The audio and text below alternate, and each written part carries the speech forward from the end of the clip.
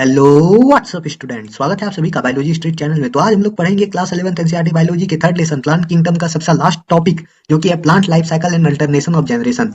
यानी कि पौधे के साइकिल और उनके अल्टरनेशन यानी कि उनके परिवर्तन जो होते हैं पीढ़ी में, उसके बारे में पढ़ेंगे।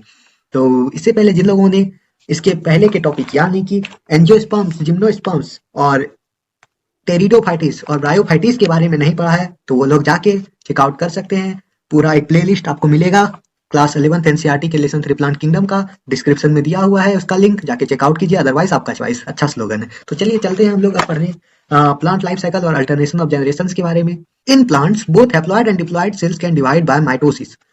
प्लांट्स में दोनों हैप्लॉइड और डिप्लॉइड सेल्स जो होते हैं वो बढ़ते हैं माइटोसिस के द्वारा। माइटोसिस का मतलब होता है समसूत्रण के द्वारा। This ability leads to the formation of different plant bodies. ये एबिलिटी जो होते हैं ये फॉर्मेशन करते हैं अलग अलग प्लांट बॉडीज का, जो कि हैप्लॉइड होते हैं और डिप्लॉइड होते हैं। हैप्लॉइड का मतलब होता है अगुणित और डिप्लॉइड का मतलब होता है द्विगुणित।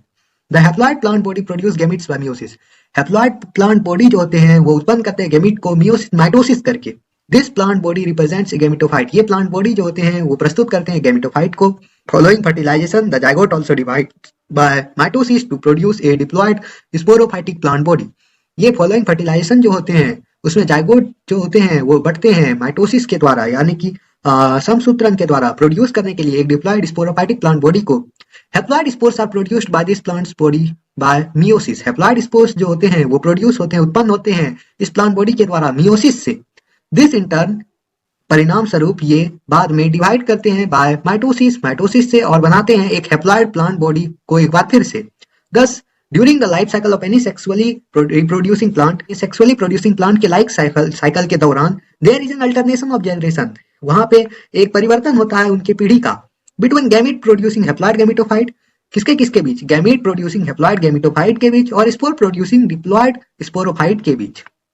हाउएवर जबकि डिफरेंट प्लांट ग्रुप्स, अलग अलग प्लांट्स पौधे के ग्रुप्स जो होते हैं, एज वेल एज इंडिविजुअल्स, और इंडिविजुअल्स जो होते हैं वो रिप्रेजेंटिंग करते हैं यानी कि दर्शाते हैं इस चीज को, और differ in the following patterns, और अलग अलग पैटर्न्स में।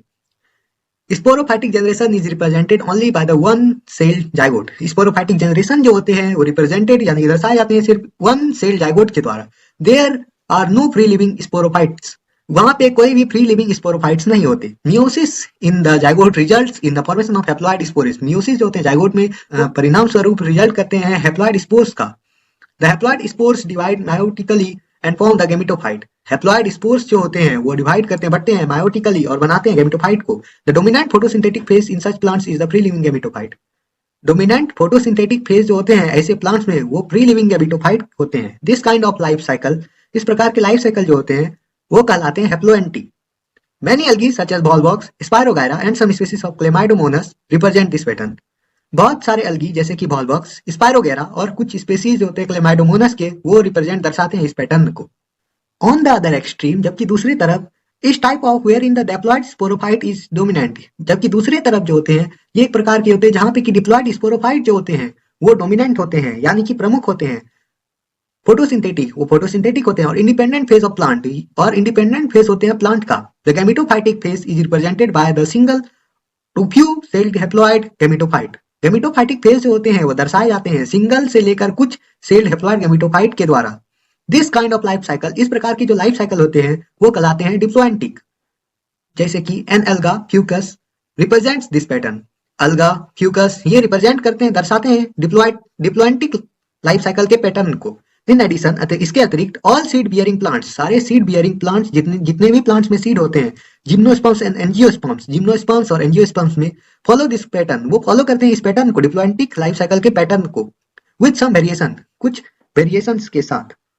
वेयर इन, जबकि the gametophytic phase is few to multi celled, जबकि गैमेटोफाइटिक फेज जो होते हैं वो कुछ से लेकर मल्टी सेल्ड तक होते हैं।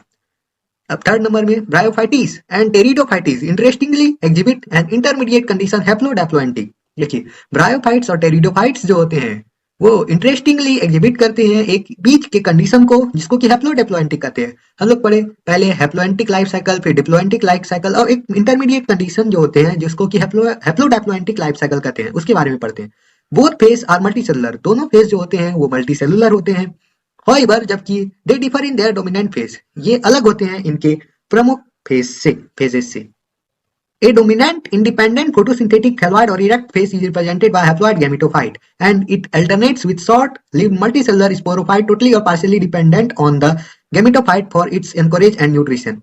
एक डोमिनेंट इंडिपेंडेंट फोटोसिंथेटिक थैलॉइड या इरेक्ट फेज जो होते हैं वो दर्शाए जाते हैं हैप्लॉइड गैमेटोफाइट के द्वारा, और ये अल्टरनेट्स यानी कि परिवर्तन होते हैं with short live multicellular sporophyte में, जो कि टोटली या पार्शियली डिपेंडेंट होते हैं, आश्रित रहते हैं on the gametophyte for its encourage and nutrition, जो कि आश्रित रहते हैं पूरी तरह से या थोड़ा सा गैमेटोफाइट के ऊपर उसके एनकरेज के लिए और उनके न्यूट्रिशन के लिए।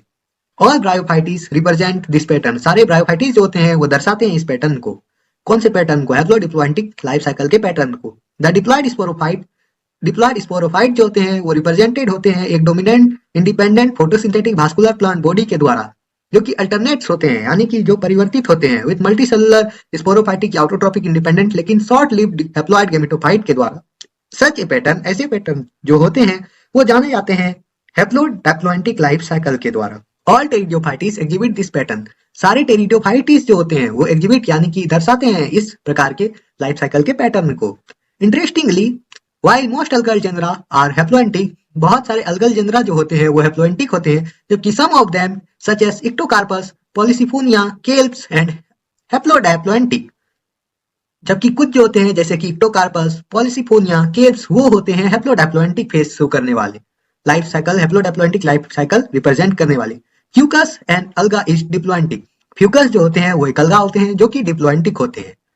अब यहाँ पे कुछ डायग्राम दिया हुआ है, हम लोग डायग्राम के बारे में पढ़ते हैं। देखिए ये है हैप्लोडाइप्लोएंटिक पैटर्न का प्लांट लाइफ साइकिल का डायग्राम दिख रहे हैं। यहाँ पे देख सकते हैं आप लोग, जैसा कि यहाँ पे गैमेटोफाइट हुआ, फिर गैमेटोगेनेसिस हुआ, फिर सिंगेमी हुआ, फिर जाइगोट फॉर्मेशन हुआ, फिर स्पोरोफाइट हुआ, फिर मियोसिस होके फिर गैमेटोगेनेसिस, गैमेटोफाइट के बाद गैमेटोगेनेसिस पे वापस आ गए। तो ये है डिप्लोएंटिक प्लांट लाइफ साइकिल का डायग्राम। और फिर यहाँ पे हैप्लोएंटिक प्लांट लाइफ साइकिल का डायग्राम देखते हैं। तो यहाँ पे देख सकते हैं जैसा कि यहाँ पे गैमेटोफाइट हुआ, फिर गैमेटोगेनेसिस हुआ, फिर सिंगेमी हुआ, फिर जाइगोट फॉर्मेशन हुआ, फिर मियोसिस हुआ, फिर स्पोर्स हुए इनमें, और स्पोर्स से फिर गैमेटोफाइट हुआ। ये हैप्लोएंटिक लाइफ साइकिल का डायग्राम यहाँ पे ए नंबर में रिप्रेजेंट कर रहा है। तो ये तीनों बहुत ही सिंपल से डायग्राम थे, हैप्लोएंटिक, डिप्लोएंटिक और हैप्लोडाइप्लोएंटिक प्लांट लाइफ साइकिल का डायग्राम। तो आज ये चैप्टर हुआ समाप्त, प्लांट किंगडम। कल से हम लोग पढ़ेंगे अगले सेशन में एनिमल किंगडम के बारे में। तब तक पढ़ाई करते रहें। Good luck.